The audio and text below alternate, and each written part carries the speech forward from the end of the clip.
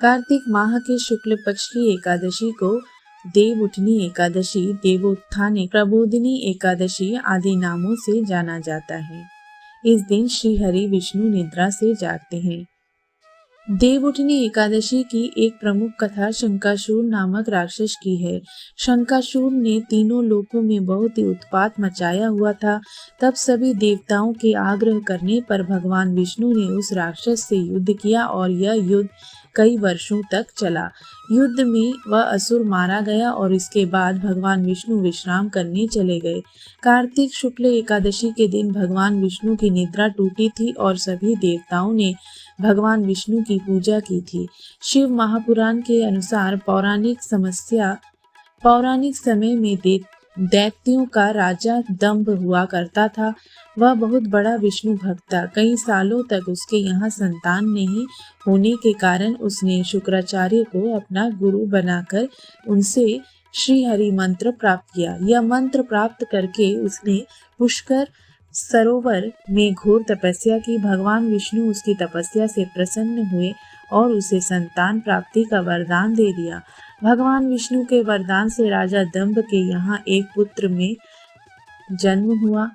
इस पुत्र का नाम शंकाचूर रखा गया। बड़ा होकर शंकाचूर ने ब्रह्मा जी को प्रसन्न करने के लिए पुष्कर में घोर तपस्या की।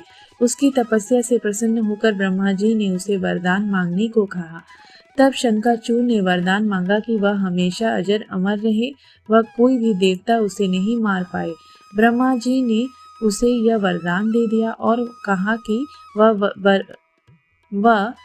बद्रीवन जाकर धर्मध्वज की पुत्री तुलसी जो तपस्या कर रही है उससे विवाह कर ले। शंकाचूर ने वैसा ही किया और तुलसी के साथ विवाह के बाद सुखपूर्वक रहने लगा। उसने अपने बल से देवताओं, असुरों, दानवों, राक्षसों, गंधर्वों, नागों, किन्नरों, मनुष्यों तथा त्रिलोकी के सभी प्राणियों पर विजय प्राप्त कर ली। वह भगवान श्री कृष्ण का परम भक्त था। शंखचूड़ ने अत्याचारों से सभी देवता परेशान होकर ब्रह्मा जी के पास गए और ब्रह्मा जी उन्हें भगवान विष्णु के पास ले गए। भगवान विष्णु ने कहा कि शंखाचूर की मृत्यु भगवान शिव के त्रिशूल से ही होगी, अतः आप उनके पास जाइए। भगवान शिव ने चित्ररथ नामक गण को अपना दूत बनाकर शंखाचूर के पास भेजा।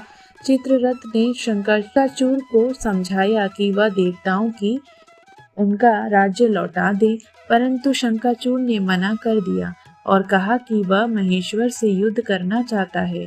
भगवान शिव को जब यह बात पता चली तो वे युद्ध के लिए अपनी सेना लेकर निकल पड़े।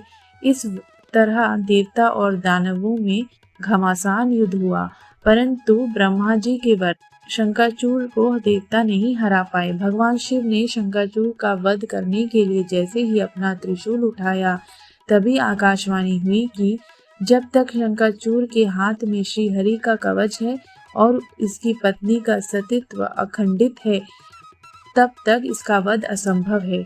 आकाशवाणी सुनकर भगवान विष्णु वृद्ध ब्राह्मण का रूप धारण कर शंखाचूर के पास गए और उससे श्री हरि कवच दान में मांग लिया।